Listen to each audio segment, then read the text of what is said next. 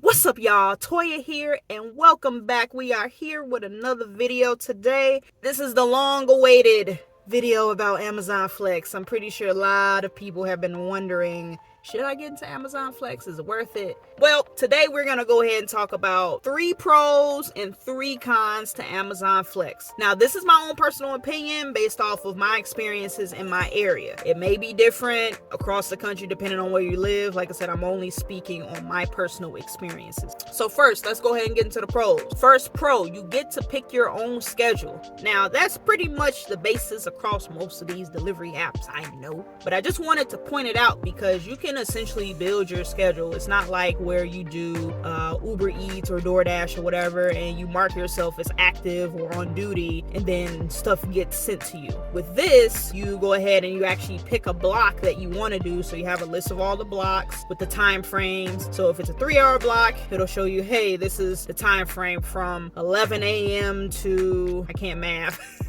11 a.m. to like 2 p.m. You know, that's your 3-hour block. You're going to be working between that time frame. Here is your pay. And you can go ahead and stack those. So if you decide, you know what, I want to do something in the morning, let me pick up a 7 a.m. shift, maybe a 7 a.m. to a 10 a.m. And you're like, hey, maybe I'll pick up something for the afternoon. I'll go ahead and grab me something to eat. I'll go ahead and pick another shift from 1 to 4 or whatever. You build your schedule and you can do this throughout the week. For the most part, for me, what I've noticed, you can go ahead and build your schedule up to 3, sometimes 4 days in advance. Now, when you have been doing Flex for a little bit, you do get these rewards. Some of it is, discounts on, say, like gas, stuff like that. Eventually, when you unlock rewards, you have the ability to get reserved blocks for you, and you can go ahead and set your preferences as far as like, all right, this is my location that I want to pick up from, and this is the time frame, and it'll go and send you different blocks based off of those preferences. You don't always have to take them, because I'm not gonna lie, sometimes those rewards be sending you some crazy stuff, because they keep sending me 5-hour blocks and I have never done a 5-hour block. I don't know why they keep doing it. They need to get that together. Regardless, you do have the option to go ahead and book those well in advance. It could be a Monday and you're getting a reserved block for you for like Friday or Saturday. It's crazy. And I don't always take them. You just pick them up as needed. Like I said, you're your own boss. You make your own schedule. If it's something that fits you, go ahead, take it, schedule it. If something comes up, you can forfeit that block as long as you do it within 45 minutes of the start time. You're good. No penalty towards you. Second pro, low customer interaction. Now, if you're like me and you're not really a people person, now don't get me wrong, I have good customer service skills, okay, when I need to, but it's not my preference. If I can avoid working with people, I will. I'm just being completely honest, I am not a people person, okay? Now, this might vary depending on the type of Amazon block that you do. Keep in mind, there are multiple Amazon delivery gig types, okay? So my warehouse that I go to is same day sub. I think that's what it's called, same day sub. So these are all orders that are going to be delivered same day, and they're just your basic Amazon orders that you order off of Amazon. It gets delivered to your door, they drop it off, boom, you're done. Right now, this may not apply to like the Whole Foods orders or the retail orders. Those I have not done, so I can't speak on those. Obviously, if you're going to be doing a delivery with alcohol, you are going to need a signature and you're going to need ID, so there will be that interaction there. But for the most part, if you're just doing your standard package delivery, you're not going to deal with people. You just take the package, walk up to their door, leave it there, take a picture, move on to the next, and that's it. No interaction whatsoever. Pro number 3, the pay. The pay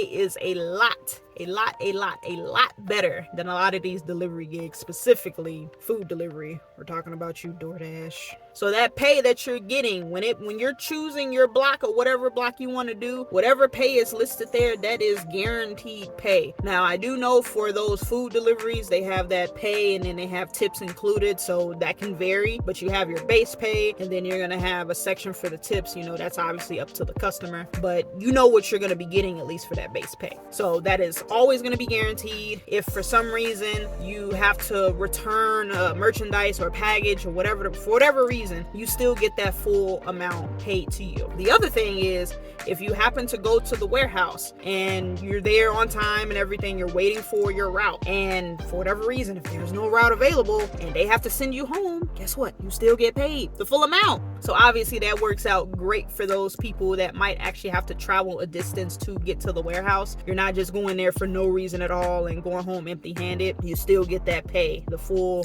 pay, guaranteed, no questions asked. You're always going to get that pay. All right, let's move on to the cons. What are some of the negatives about working Amazon Flex? Number one, pay.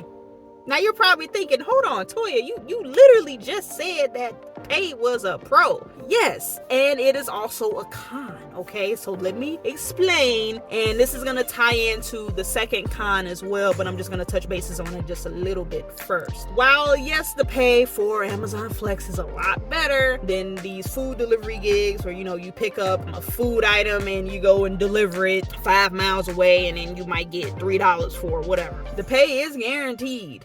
However, you don't know what route you're gonna get. You might get a really good route and you're like, hey, it's worth it. I drove X amount of miles. I got paid this amount of dollars. Cool. Little wear and tear on my vehicle. Because keep in mind, you're using your personal vehicle. You are not using Amazon's vans, okay? You're using your own personal vehicle. So, with that being said, you might get screwed over and get a route that is less than ideal. And it is really not worth the pay to gas compensation ratio, however you want to word it. I like to go ahead and I have a general rule for myself where I like to get paid at least $2 per mile that I drive. And that's just a personal rule that I set for myself when it comes to picking up certain delivery gigs and such. So if, it's not meeting that requirement, it may not really be worth it for me. So going on to con number 2, this is where I tie it in, okay? The routes, you do not get to choose your route. You pick your block. You pick what time you want to work. So if you're picking up a block from 7 a.m. to 10 a.m. and, like it's a 3-hour block, you're getting $50 or whatever, however much you're getting, you don't know where you're going until you get to the warehouse. So you go ahead and check in, you take your picture, you verify your ID, and then it pops up, all right, here's your route. You go walking over to get your cart and you're like, oh, this is like 40 miles away. So imagine, and I've had this happen plenty of times, okay? So the warehouse that I'm picking up from is Country Club Hills, okay? It's the south suburb of Chicago, Chicagoland area.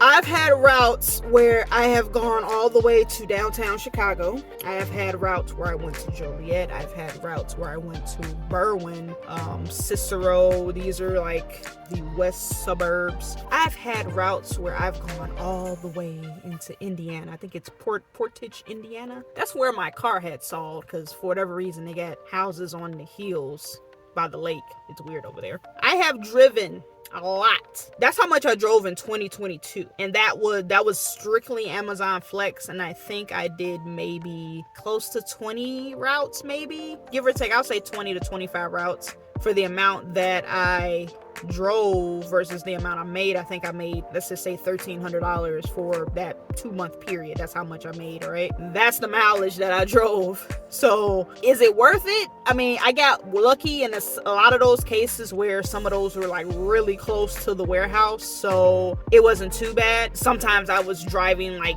80 to 100 miles for one route, and it was like a $57 or $66 route. Like it doesn't equate at all. So like I said, those two kind of tie together, the pay and the routes, as far as the cons, because like I said, you have absolutely no control over the route that you're getting, even with those rewards that you get for being a good flex driver, having outstanding ratings and all of that, or just being an OG of doing it for a while. Like you don't have control over the route that you're gonna get, and that is the primary downside. I'm pretty sure I'm gonna be making another video eventually when I get another downtown route, because literally every single time I get a downtown route, I'll call my husband, rant to him for like 30 minutes about how Amazon needs to change this and that, and I keep going and I do Amazon again. So you just kind of hope and pray that you don't get a downtown route, or you hope that you don't get a route where you have to drive for like an hour to get to the location. I mean, there's nothing you can really do about it. So it's just that ratio of pay to gas,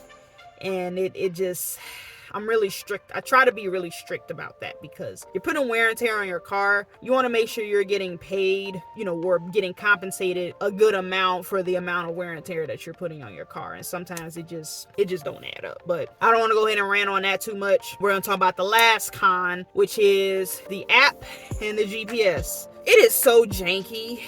Like, if I have screenshots, I'll probably put them up, but there have been countless times where I was in the middle of a route and I had to restart the app like 5 times because it would not let me proceed to the next step. Just a real short, because this is not like a tutorial on how to Amazon Flex, but just for purposes of, so you know what I'm talking about. When you pull up to the delivery location and you park, you have to hit I parked, and then it gives you an option to scan the package, and then you're supposed to get another screen that tells you to pretty much continue with the package, to continue the delivery. And after you scan that package, the app just kind of sits there in limbo, and it's just like, yeah, like, hello, over here, can I continue? So a lot of the times, especially if I'm in a like shady area, you kind of go on autopilot, and you might grab the package, scan, and you're like already getting out your car to go ahead and walk to the door, and then you realize like, crap, the app is not where it needs to be. So you got to restart the app, pull it back up, hope that it loads fast enough, go through the same steps. It'll tell you mark yourself as arrived, scan the package, even though you've already scanned the package. And sometimes it works, and sometimes you have to keep restarting that app. So imagine if you're walking up to someone's house and you're standing there with a package and your phone, you're just sitting there like,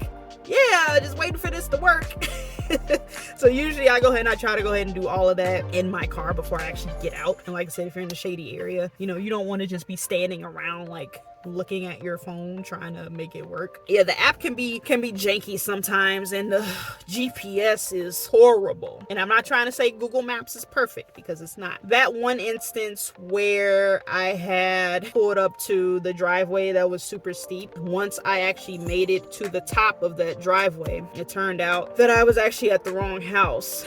So instead of me going back down the hill, and because the way the houses were up there, just really weird, I had to go through their yard, which for some reason was sand. It was, I don't know. And I put it, I'm thinking I put it on their back door. Like I said, their houses are really weird. Like I said, sometimes their GPS is just not ideal at all. For instance, like, I know how to get from the warehouse to downtown Chicago if I have to go downtown. It will literally tell you like, oh, instead of going straight down the expressway to go into downtown, the GPS will literally tell you, oh, get off on this exit. And you're like, oh, I guess maybe I gotta stop over here or something. It's like, no, get off on this exit so you can get back onto the expressway. And it will keep doing that. It will literally, for the entire ride down, there's like 10 exits and exits on ramp. So it will tell you, get off on each one to get back on, to get off, to get back on. It doesn't make sense. Like, their app and their GPS is so janky. It's just, and I just don't understand, for like a company to be that big like Amazon, bro, come on. Jeff, come on, Jeff, let's talk, bro. Come on, you gotta put some money, invest some money into your people that do these deliveries, man. Like, come on now. Come on. Fairly minor compared to bigger issues. Like I said, the main thing being pay and just getting compensated with the amount of mileage that you're putting on your car. I would say that's probably a more important point than, you know, just app issues, but something to point out. But that's pretty much it. I mean, there's a couple other things like here and there. I mean, if you guys have any particular questions, feel free to leave it in the comments. I can go ahead and answer those. But these are going to be the primary pros and cons when you're dealing with Amazon Flex. So if you're interested in getting into Amazon Flex, just know that, you know, the pay is solid, it's guaranteed, but it may not always equate to the amount of mileage that you're putting on your car. Like I said, you might get lucky. You might get lucky and get a route that is either on the way home or in the area of where the warehouse is. Or you might get screwed and you have to drive like 40-50 miles to and from, and that's not even including all of the driving that you have to do to get to and from each delivery. So yeah, it adds up. So just keep that in mind, guys. Again, if you have any particular questions about Flex, let me know in the comments. Yeah, that's all I got for this video. Hope you guys enjoyed it, and until next time, make sure you guys stay safe out there, keep grinding, and I'll catch you guys on the next video.